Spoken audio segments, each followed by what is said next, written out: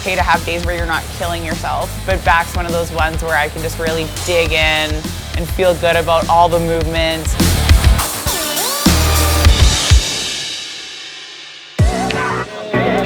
How many times you been here, Shelby?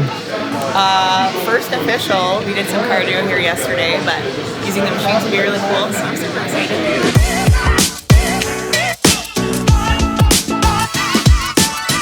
What's up, Mutant Nation? Shelby here.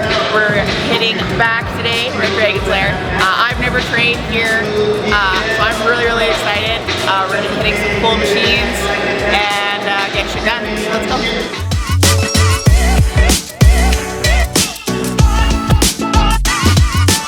I feel like pullovers are a really good starting exercise because you can utilize that movement to really stretch out your back. You're getting a full range of motion within it, so you're kind of warming up everything really good. I know they say you're not supposed to like warm up muscles too much before you train them. Not warm them up, but like overstretch them, I should say.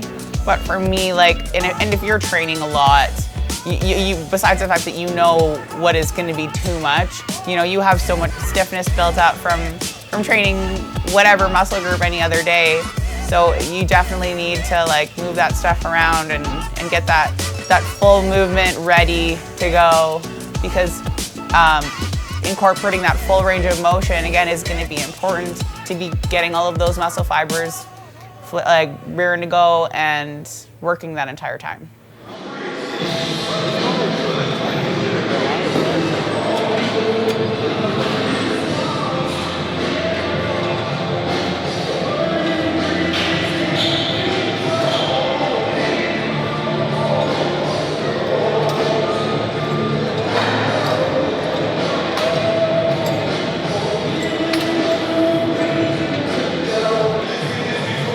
Probably one of the number one things people look for, what they talk about in figure, is you have a back.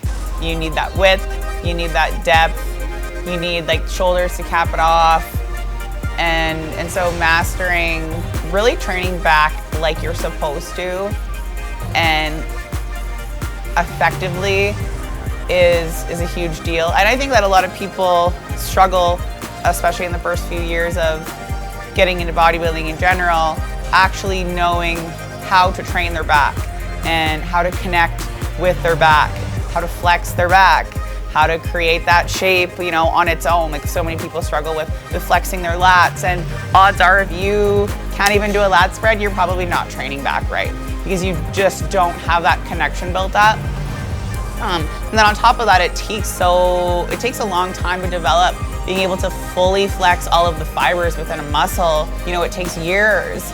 And so building up that training in such a way that you are trying to wake up as many muscle fibers as you can, slowing down the movement, really controlling it, really making like the lightest weight possible, as deliberate as possible, like getting the most out of flexing that muscle as you can. Until you really master that, you're just not getting as much as you should be out of back training.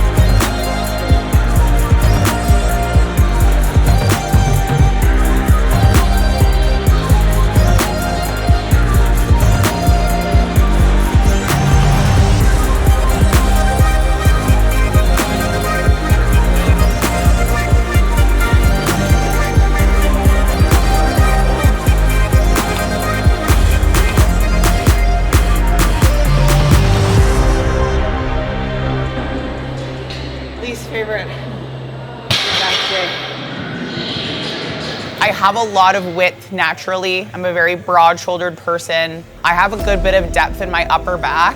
And what we've really focused on, I think, in this off-season is building up that lower lat fullness, width, depth, and everything, so that when I do open up, everything is just really solid and good all around.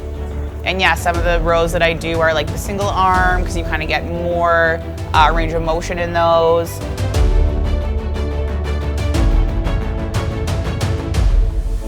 Back is my favorite day because I feel like I have a pretty rock solid connection with my back. I feel really strong when I train back, and the movements they all feel super good. They feel super strong. It's a big enough muscle group that you feel like you trained really hard still, but it's not like legs where just like you feel like you're gonna have to give like one of your organs, or like, I don't know how to describe it. You have to give so much in legs. So in legs in that way are great too, but it's just like, you know, if you're training legs properly, you probably have anxiety before you go in, knowing that you're just gonna be probably crying or half puking on the leg press. With back, I feel like you don't have to necessarily go through that much of a crisis, but you're still getting like such a good, deep, strong workout that you can walk away from and being like that was a fucking sick workout.